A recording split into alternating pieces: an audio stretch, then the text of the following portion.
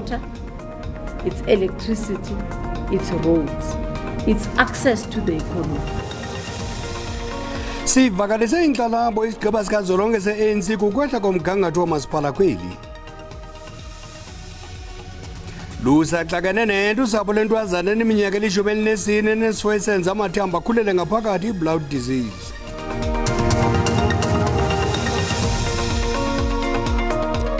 Xabisa ixesha ukuze nexesha likuxabise njengesiqhelo ngeli xesha kula majelo i-SABC 1 ne-DTT Iindaba uxolo malibenani. Ikomiti yesigaba kazolonke ANC ivakalise inhlangano malunga nokwehla komgangatho wamasipala kweli kwayimemelela ukuba kubekho intsebenziswano kulungisa le ngxaki. Usihlalo wale komiti unkosikazi Thembeka Debengu uthethe nonondaba ngosuku lesibini lwentlanganiso yesigaba se-ANC ebanjelwe Boksburg eMpumalanga kushukulwa imiba emalunga nokwanjwa kwenkonzo.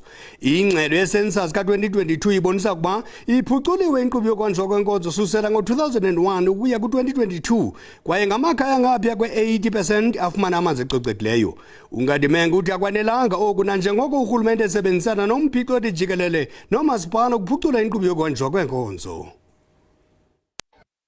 Uqhankqalazo lweenkonzo zoluntu luthe qolo kweli noluye maxa wambi lukhatshwe kukonakaliswa kweziseko ludale uphazamiseko nakushishino. Umphathiswa obambiswano ngolawulo nemiba yemveli uThembi Nkadimeng namalungu esigqeba sikazwelonke se-ANC bavumelene ukuba kuninzi kusafuneka kwenziwe ukuxhobisa oomasipala ukuze kuphuculwe inkqubo yokhanjiswa kweenkonzo. They rate differently from one area to the other, but they are consistent. It's water, it's electricity, it's roads, it's access to the economy.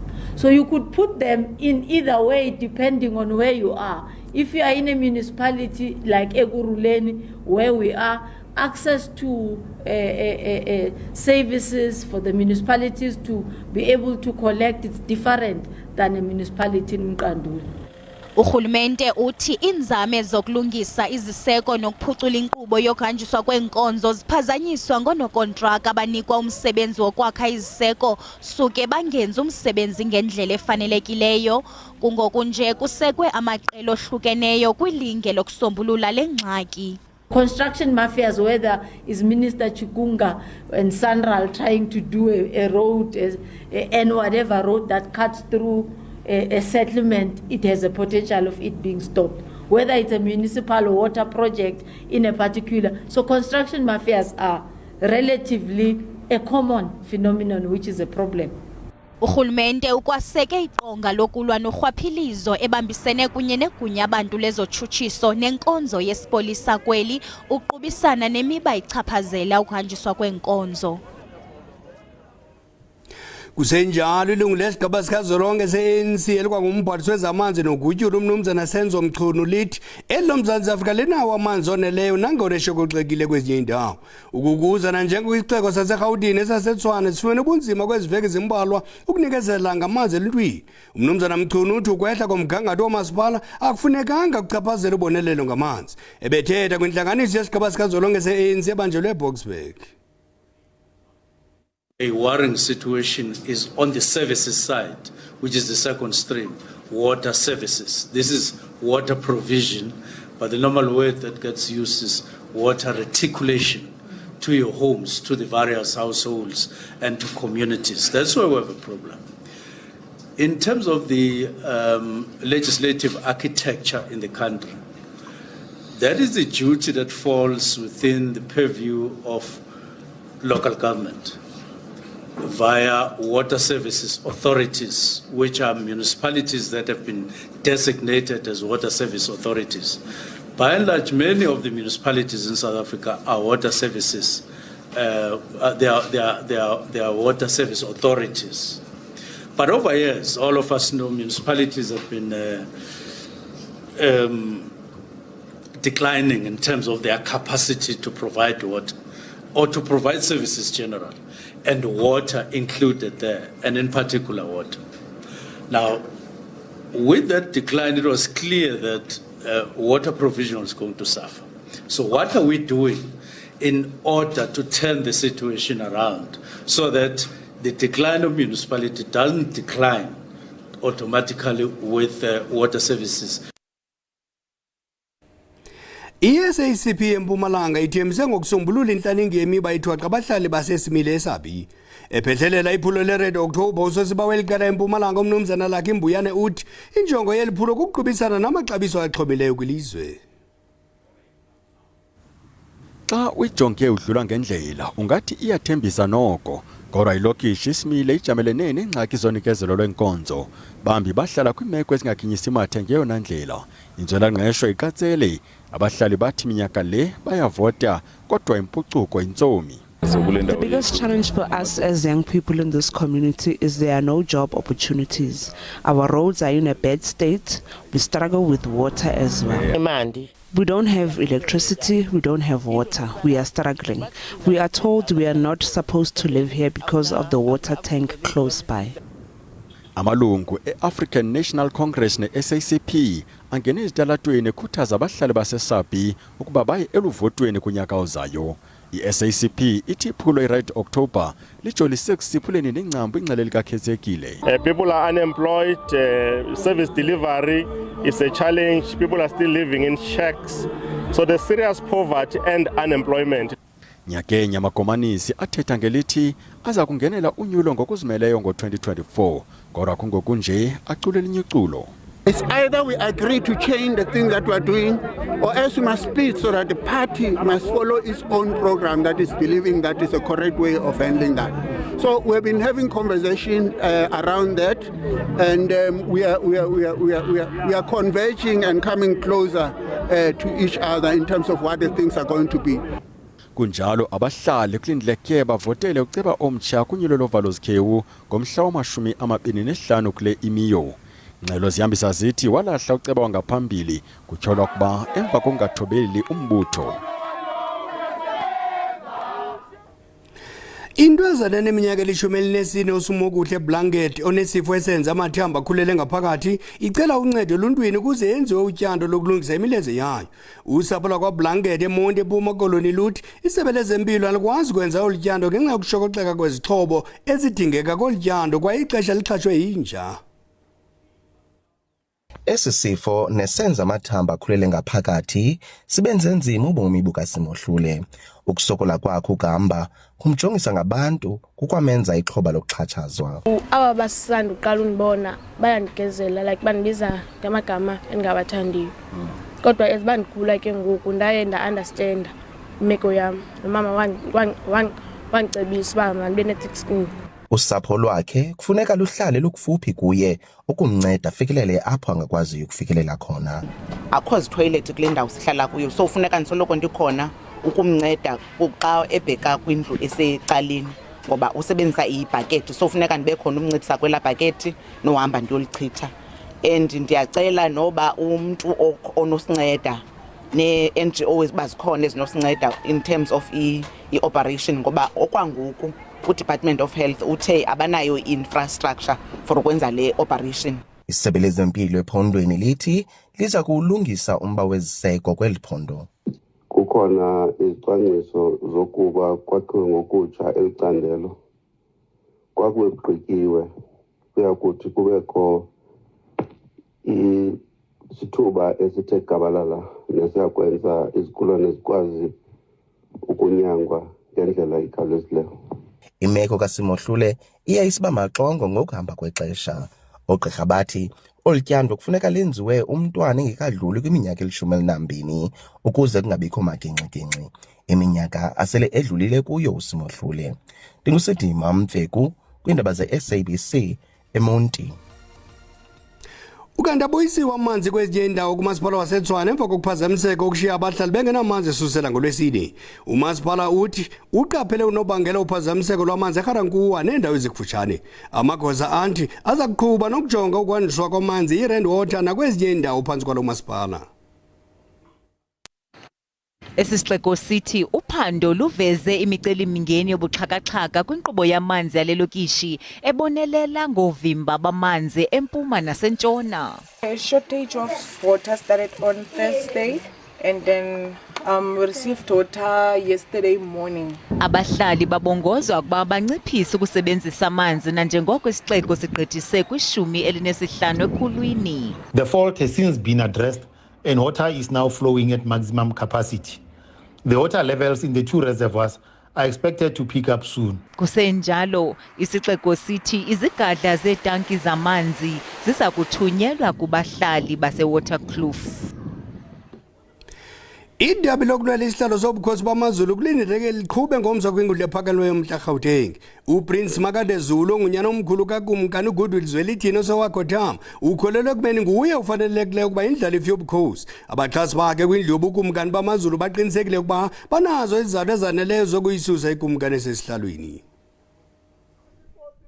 Umntwana uSimakade emaphepheni awafaka enkantolo uthi umhlangano wakhetha isilo wabe ungakhiwe kahle ukuthi uthathe lesinqumo.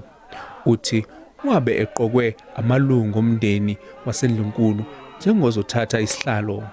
Ufuna umengameli uCyril Ramaphosa abuyekeze isinqumo sakhe sokuqoka isilo uMisuzulu.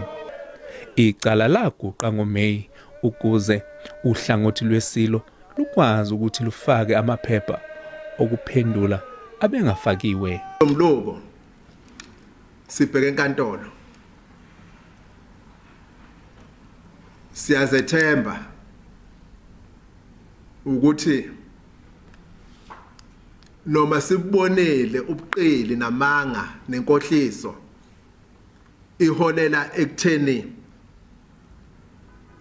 umntwana uMisuzulu egcina elokothwa ngalokho azaziyo naye ukuthi kakusikho. Isazi somthetho sithi kuba inkinga ukuhlaziya umthetho wezamasiko. Zenkantolo moni uthi inkantolo ngendlela nenenenza ngayo nendlela enjwayele ukuthi niphike ngalo usilo kumpilo leni luthini bese ngifuna ukubona ukuthi ngalolu siko kumpilo leni yonke into ihambe ngendlela yini noma khona nekuhlanganise khona. Isilo uMisuzulu kulindeleke ukuthi sitshele inkantolo ukuthi uNdlunkulu Manthombi waqokwa incwadi yefa lesilo njengebamba bukhosi ngemuva ukukhothama kwesilo nokuthi isilo sasiyoqhamuka endlini kaNdlunkulu.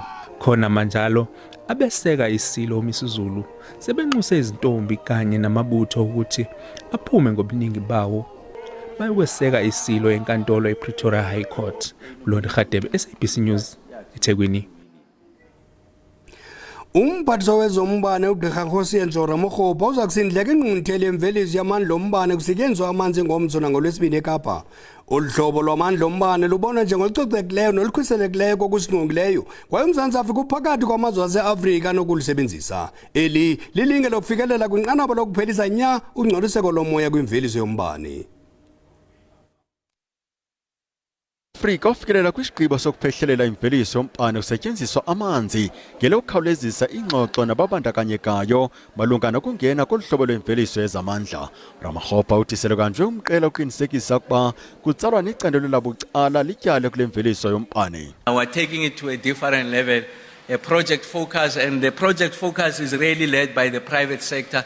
So like I said, by definition, the private sector will have a better appreciation of what are the market and commercial opportunities, and the private sector will move on their own to exploit those opportunities. uMzantsi Afrika ungomnye wabasunguli bombutho i-Africa Green Hydrogen Alliance, le intlanganisela kamazikhethele yamazwe e-Afrika anjongo zawo ikukuzibandakanya kwimveliso yamandla kusetyenziswa amanzi. La mazwe aquka iKenya, iJiphetha, Angola neNamibia. One of the conversations that we had now when we were with the president in Namibia on Friday was an appreciation of the potential of the green hydrogen source to be able to power, if you like, our economic interest and also those of that they've got socio-economic dimensions. Umphathiswa wombane sele ephawule ukuba amaphondo intshona koloni, umntla koloni nempuma koloni sele ekhokhela ngentsebenziswano kwinzame zemveliso yezamandla kusetyenziswa amanzi nekulindeleke ixume ngokumandla kuqoqosho lweli.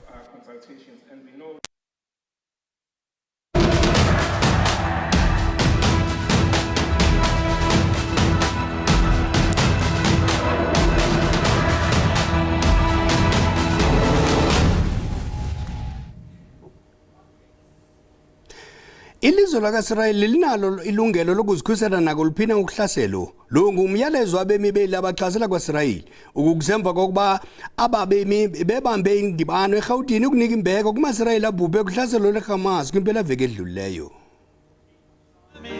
Ukubonisa inkxaso kwilizwe lakwaSirayeli, abantu abaphuma kwimibutho ehlukeneyo babuthelene bezokukhumbula abemi belalizwe abathe basweleka. Strong gesture of solidarity. We can see people from all walks of life here, Jews, non-Jews, everybody came to express their support with the people of Israel, with the state of Israel, with the terrible victims of the terrible violence that took place, that were the massacres that were perpetrated on the people, on children, and so on. And this means a lot to us, and it means that the people of South Africa support Israel. I say this to those who have been trying to justify these heinous crimes, who rationalize that the slaughtering and abducting of innocent women and children in their homes is a legitimate reaction to some alleged policy of the Jewish state or her government. Amanye amaqela ezopolitiko eMzantsi Afrika athembise ngentsebenziswano nelakwaSirayeli. It's only to say to them, they must not abandon the path of peace. When Israel and Palestine agreed to the Oslo agreement, when they accepted those, they accepted that they are obliged to work for peace. Njengoko imfazwe iqine Gaza, kukho amakhwelo okuba kukhululwe bonke abantu abathe babanjwa.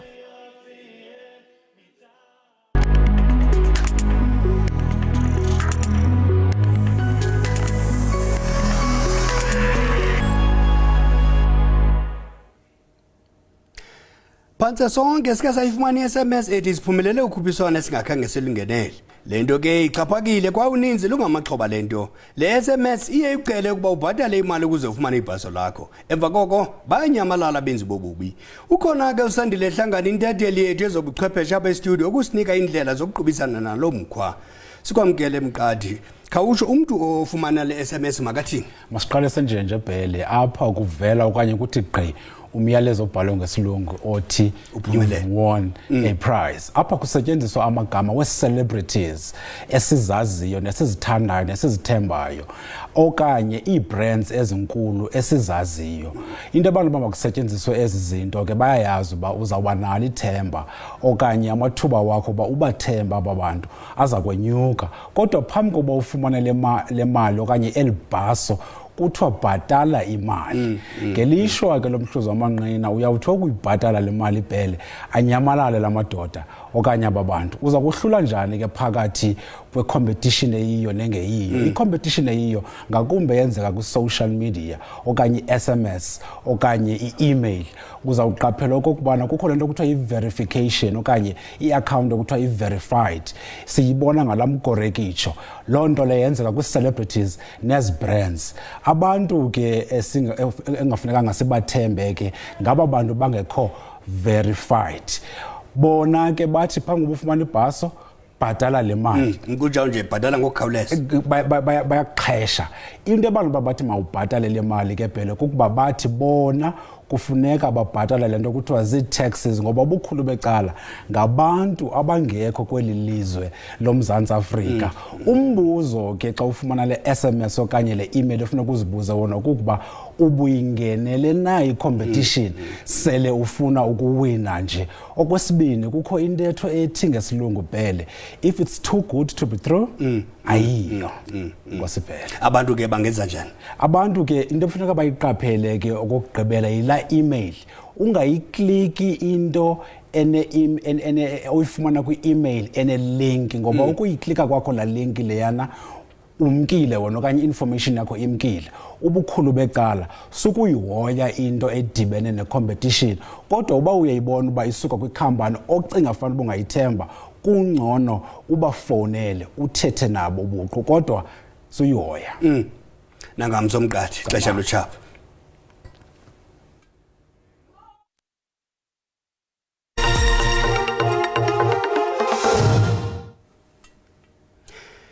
Le impela veki yekwata final zetumente yendebe yehlabathi kumbhoxo kufikelele ukuvuthwa ndaba nanjengoko imidlalo emibini sele ivelise isemifinal yokuqala.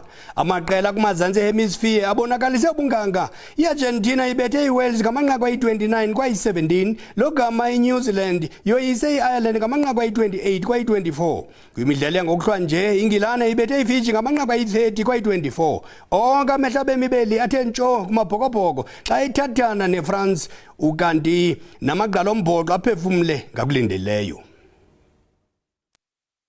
Dalo jonge ngabomvu kabempeli ngulowa ngokuhlwa nje xa amabhokobhoko equbisana neFrance. Amabhokobhoko abhaxabulwe emdlalo wamnye wephuli ngompondo zihlanjwe iIreland. Oko kwenza imisila ibephezulu kweliqela lesizwe ukubheka kulo mdlalo neFrance. Amagqala ombhoxo elelo Mzantsi Afrika athi aqinisekile ngamabhokobhoko ayadlula kwiFrance ukubheka phambili. I have a great game. It's going to be a very tough physical game because both sides are very physical. French are playing in front of their home crowd, but I know we've got a good balance side, good pack of forwards, good back line, and I know we will get all our balls because there are a lot of guys who can score tries. It's going to be extremely interesting to see because both teams are strong, and South Africa has this thing of breaking down the defensive wall. They run every ball in you to physically break you down, and if the French can beat that, then SA will beat them easily. En as die Franse nie dit kan 'n teenstand bied nie, gaan Suid-Afrika hulle maklik wen. A win is a must. We have to win tomorrow, and I know that will be in front of 80,000 French people. But I'm quite confident that we are going to bring it back for the 4th time and also win back-to-back. Umdlalo kulindleke uqala ngensimbi ye-9 ngokuhlwa nje ngokwexesha leli Stade de France. Umbengo mthe ucima umlilo vumani into zikabawo nathi sithi kumabhokobhoko nakulonini igwala lifunwa kuba makwethini komzoza kuphakwa ngolika mageba khona ndini.